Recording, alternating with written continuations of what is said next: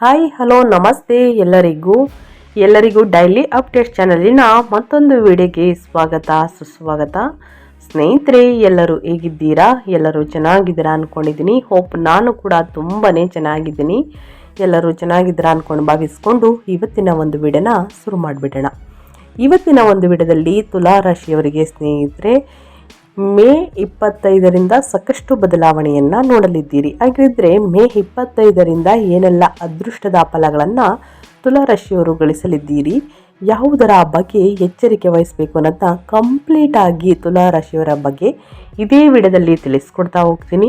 ಇದನ್ನೆಲ್ಲ ತಿಳ್ಕೋಬೇಕು ಅಂದರೆ ಎಲ್ಲೂ ಕೂಡ ವಿಡಿಯೋನ ಸ್ಕಿಪ್ ಮಾಡಬಾರ್ದು. ಅಂದರೆ ವಿಡಿಯೋನ ಕಟ್ ಮಾಡಿ ಓಡಿಸ್ಕೊಂಡು ಹೋಗಿ ನೋಡ್ತೀನಿ ಅಂದರೆ ಫುಲ್ ಇನ್ಫಾರ್ಮೇಷನ್ ಅರ್ಥ ಆಗಲ್ಲ.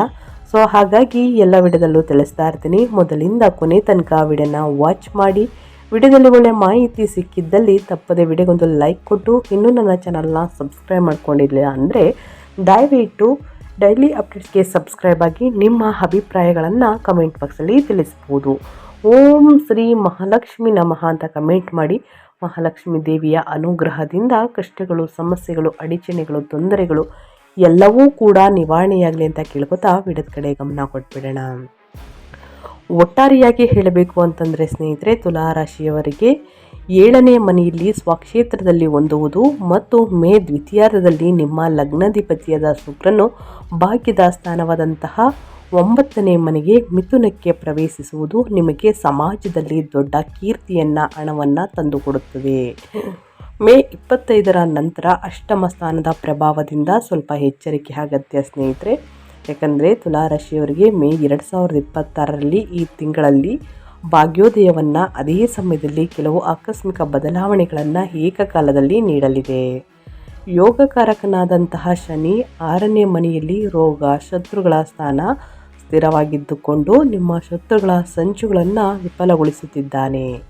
ಆದರೆ ಈ ತಿಂಗಳ ಗ್ರಹ ಬದಲಾವಣೆಗಳು ನಿಮ್ಮ ವ್ಯಾಪಾರ ಮತ್ತು ಭಾಗ್ಯದ ಸ್ಥಾನಗಳನ್ನು ಬಲಪಡಿಸುತ್ತದೆ.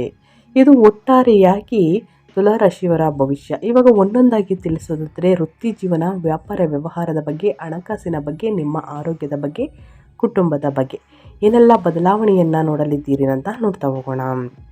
ವ್ಯಾಪಾರ ಮತ್ತು ವ್ಯವಹಾರದ ಬಗ್ಗೆ ಹೇಳೋದಾದರೆ ವ್ಯಾಪಾರಸ್ಥರಿಗೆ ಈ ತಿಂಗಳು ಲಾಭದ ಬೆಳೆಯನ್ನು ನೀಡಲಿದ್ದು, ಮೇ ದ್ವಿತೀಯಾರ್ಧದಂದು ವ್ಯಾಪಾರದ ಸ್ಥಾನಾಧಿಪತಿಯಾದಂತಹ ಕುಜನು 7ನೇ ಮನೆಯಲ್ಲಿ ಸ್ವಕ್ಷೇತ್ರಕ್ಕೆ ಪ್ರವೇಶಿಸುವುದು ವ್ಯಾಪಾರ ವೃದ್ಧಿಗೆ ಅತ್ಯಂತ ಅನುಕೂಲಕರ. ನಿಮ್ಮ ನಿರ್ಧಾರಗಳಲ್ಲಿ ವೇಗ, ಧೈರ್ಯ ತೋರುತ್ತೀರಿ. ಪ್ರತಿಸ್ಪರ್ಧಿಗಳು ನಿಮ್ಮ ಮುಂದೆ ನಿಲ್ಲಲಾರರು. ಮೇ 25ರವರೆಗೆ ವ್ಯಾಪಾರದ ಸ್ಥಾನದಲ್ಲಿ ಉಚ್ಚ ಸೂರ್ಯನ ಪ್ರಭಾವದಿಂದ ದೊಡ್ಡ ಸಂಸ್ಥೆಗಳೊಂದಿಗೆ ಅಥವಾ ಸರ್ಕಾರದೊಂದಿಗೆ ಮಾಡುವಂತಹ ವ್ಯವಹಾರಗಳು ಅತ್ಯಧಿಕ ಲಾಭಗಳನ್ನು ನೀಡುತ್ತವೆ.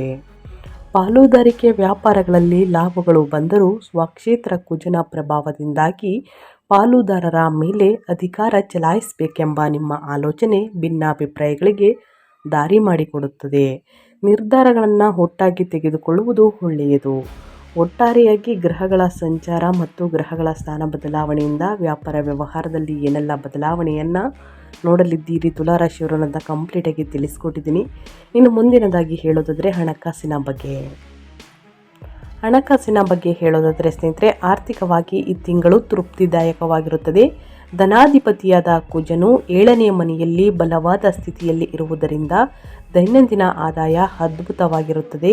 ವ್ಯಾಪಾರದ ಮೂಲಕ ಹಣದ ಹರಿವು ಹೆಚ್ಚಾಗುತ್ತದೆ. ಇನ್ನು ಮೇ 25ರಿಂದ 11ನೇ ಅಧಿಪತಿಯಾದಂತಹ ಲಾಭಾಧಿಪತಿಯಾದ ಸೂರ್ಯ ಮತ್ತು 9ನೇ ಅಧಿಪತಿಯಾದಂತಹ ಭಾಗ್ಯಾಧಿಪತಿಯಾದ ಬುಧ ಅಷ್ಟಮ ಸ್ಥಾನದಲ್ಲಿ 8ನೇ ಮನೆಯಲ್ಲಿ ಸೇರುವುದು ಒಂದು ರೀತಿಯ ಆಕಸ್ಮಿಕ ಧನಯೋಗವನ್ನು ನೀಡುತ್ತದೆ. ಹಳೆಯ ಬಾಕಿಗಳು ಊಹಿಸದ ರೀತಿಯಲ್ಲಿ ವಸೂಲಿಯಾಗುತ್ತವೆ.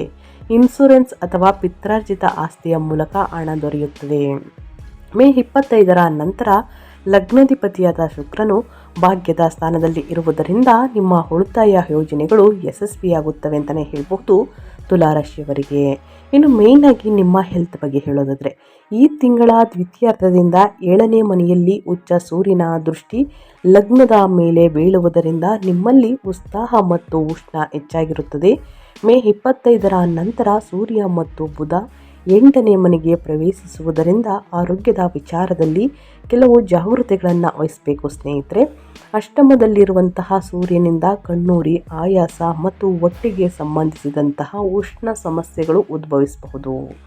ಆದರೆ ಮೇ 24ರಂದು ಲಗ್ನಾಧಿಪತಿಯಾದ ಶುಕ್ರನು ಅತ್ಯಂತ ಶುಭದಾಯಕವಾದಂತಹ 9ನೇ ಮನೆಗೆ ಹೋಗುವುದು ನಿಮಗೆ ಬಲವಾದಂತಹ ಶ್ರೀರಾಮ ರಕ್ಷೆ ಮತ್ತು ಈ ಗ್ರಹಸ್ಥಿತಿ ಅನಾರೋಗ್ಯಗಳನ್ನು ಬೇಗ ಗುಣಪಡಿಸುತ್ತದೆ ಮತ್ತು ನಿಮ್ಮ ಆಯುಸ್ಸನ್ನು ಕಾಪಾಡುತ್ತದೆ.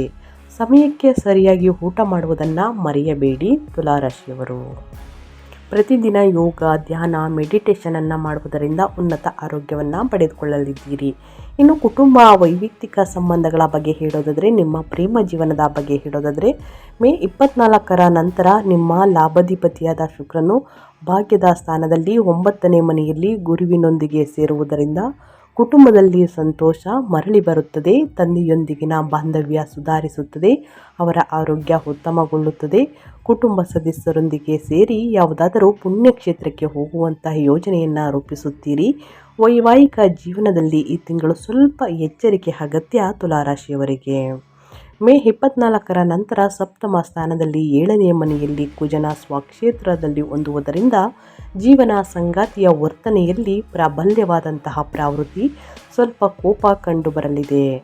ಸಣ್ಣ ವಿಷಯಗಳಿಗೆ ವಾದ ವಿವಾದಗಳು ಹೆಚ್ಚಾಗುವಂತಹ ಅಪಾಯವಿದೆ. ನಿಮ್ಮ ಕೋಪವನ್ನು ಆದಷ್ಟು ಕಡಿಮೆ ಮಾಡಿಕೊಂಡು ತಾಳ್ಮೆ ವಹಿಸಿದರೆ ಬಾಂಧವ್ಯ ಬಲವಾಗಿರುತ್ತದೆ ಅಂತಲೇ ಹೇಳಬಹುದು.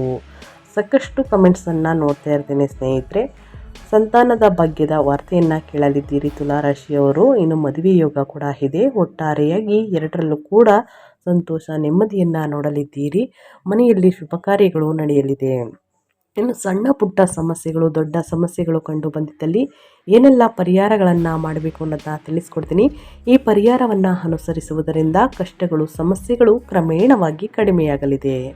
ಮೊದಲನೇದಾಗಿ ಶ್ರೀ ಮಹಾಲಕ್ಷ್ಮಿ ಆರಾಧನೆ.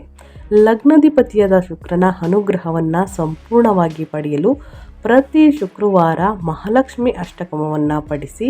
ಇದು ನಿಮ್ಮ ಅದೃಷ್ಟವನ್ನು ಮತ್ತು ಆರ್ಥಿಕ ಬಲವನ್ನು ದ್ವಿಗುಣಗೊಳಿಸುತ್ತದೆ ಸ್ನೇಹಿತರೆ. ಇನ್ನು ಎರಡನೇದಾಗಿ ಸೂರ್ಯ ನಮಸ್ಕಾರವನ್ನು ಮಾಡುವುದು. ಮೇ 25ರಿಂದ ಅಷ್ಟಮದ ಸ್ಥಾನದಲ್ಲಿ ಸೂರ್ಯನು ಅನಾರೋಗ್ಯಗಳನ್ನು ನೀಡದಂತೆ ಇರಲು ಬೆಳಿಗ್ಗೆ ಆದಿತ್ಯ ಹೃದಯ ಸ್ತೋತ್ರವನ್ನು ಓದುತ್ತಾ ಸೂರ್ಯ ಭಗವಾನಿಗೆ ಅಗ್ರವನ್ನು ಸಮರ್ಪಿಸಿ ಸ್ನೇಹಿತರೆ. ಈ ಪರಿಹಾರವನ್ನು ಮಾಡುವುದರಿಂದ ತುಲಾರಾಶಿಯವರಿಗೆ ಸಪ್ತಮ ಸ್ಥಾನದಲ್ಲಿ ಕುಜನಿಂದ ಬರುವಂತಹ ವೈವಾಹಿಕ ವಿವಾದಗಳನ್ನು ನಿವಾರಿಸಿಕೊಂಡು 8ನೇ ಮನೆಯಲ್ಲಿ ಗ್ರಹಗಳಿಂದ ಬರುವಂತಹ ಆರೋಗ್ಯದ ಸಮಸ್ಯೆಗಳನ್ನು ಕಡಿಮೆ ಮಾಡಲು ಈ ಪರಿಹಾರಗಳನ್ನು ತಪ್ಪದೇ ಫಾಲೋ ಮಾಡಬೇಕಾಗುತ್ತದೆ ತುಲಾರಾಶಿಯವರು. ತಪ್ಪದೇ ಈ ಸಣ್ಣ ಪುಟ್ಟ ಪರಿಹಾರಗಳನ್ನು ಮಾಡಿ ಅಂತ ಹೇಳ್ತಾ ನಾನು ವಿಡಿಯೋನ ಎಂಡ್ ಮಾಡ್ತಾ ಇದ್ದೀನಿ ಸ್ನೇಹಿತರೆ.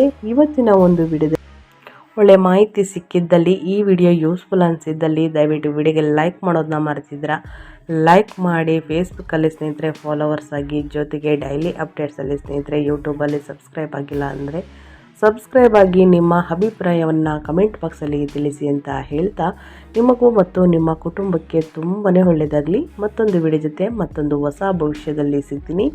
Thank you for watching.